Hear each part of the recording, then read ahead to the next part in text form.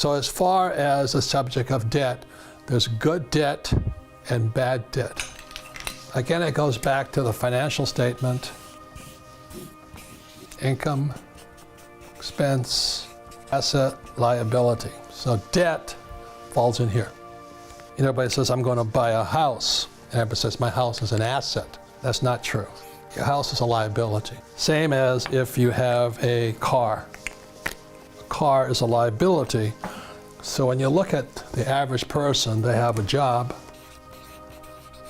money comes in here, they pay for their house, and the money goes to a bank. So it's not an asset because the cash is flowing out, so it's a liability. So the definition of liability, does it take money from your pocket? And for an asset, does it put money in your pocket? So when I have a rental property here, it puts money in my pocket.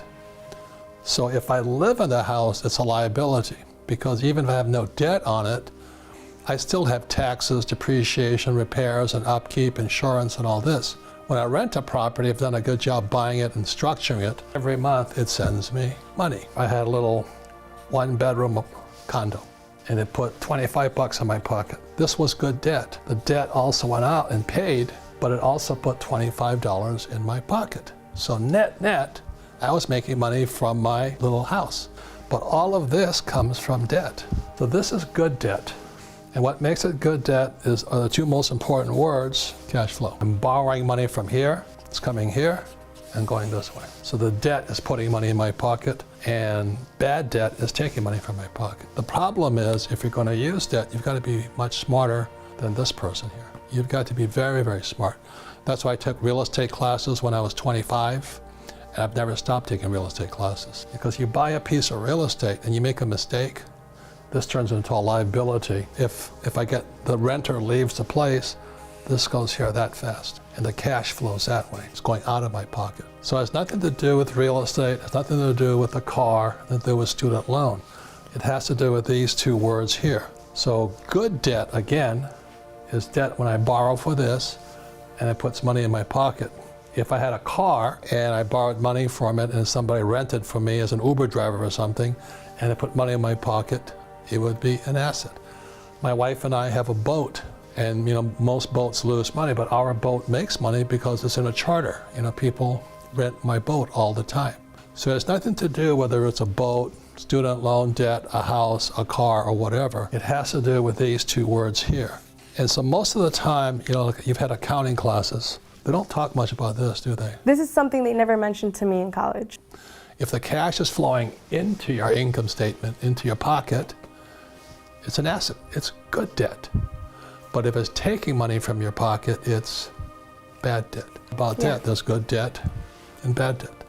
Any comments on that? Well, I think just like Trump, you know how to apply the rules of debt, and he calls himself the king of debt, right? If you're going to be successful, whether you're an employee or entrepreneur, you've got to control the direction of your cash flow.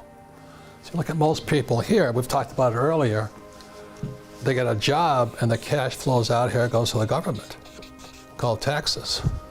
Trump doesn't do this, I don't do this legally. The reason is because we're entrepreneurs, not employees. Employees have this, entrepreneurs don't, because it's a type of asset. So what would you like to say to the young millennials listening to this? I'd say don't be afraid of debt, and if you know how to use it, use it. Good debt puts money in your pocket. Could a credit card be good debt? Well, it just depends what you spend the money on, right? So if you spent it on something that's going to produce income for you, like an asset, then it's good debt. But if you spend it on, let's say, a jacket that you wanted from Burberry, then it's not. First property there, it was in Maui, Hawaii in the 1970s. I bought it with a credit card. Wow.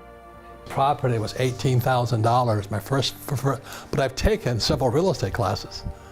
And so I knew what to look for. I found this one property. It took a long time. When I found it, I just broke out my credit card and bought it, and it put $25 in my pocket. It went from this little dinky little thing, this was years ago, $25. It was good debt. I wish I never sold it. It was a big mistake to sell it, because today it's probably worth $400,000 or $500,000. And that's a whole nother story. That's why I don't flip properties. You know, I don't like to do that stuff. So anything else? So good debt, what? Money in your pocket. And bad debt, what? Takes money out of your pocket. That's all there is. Yeah.